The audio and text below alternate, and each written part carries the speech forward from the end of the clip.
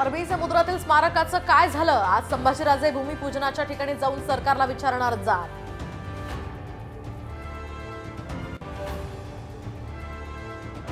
रामराजे निंबाळकरांची अजित पवार यांची साथ सोडण्याचे संकेत. तर प्रश्न सोडवण्यासाठी पवारांना सोडून गेलो पण आता पाकिस्तानात असल्यासारखं वाटतंय, रामराजेंचं वक्तव्य.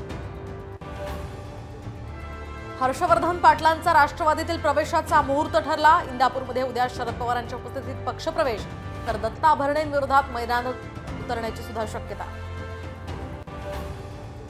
मुंबईच्या चेंबूरमध्ये सिद्धार्थ कॉलनीमध्ये भीषण आग, तर आगीत 7 जणांचा होरपळून मृत्यू.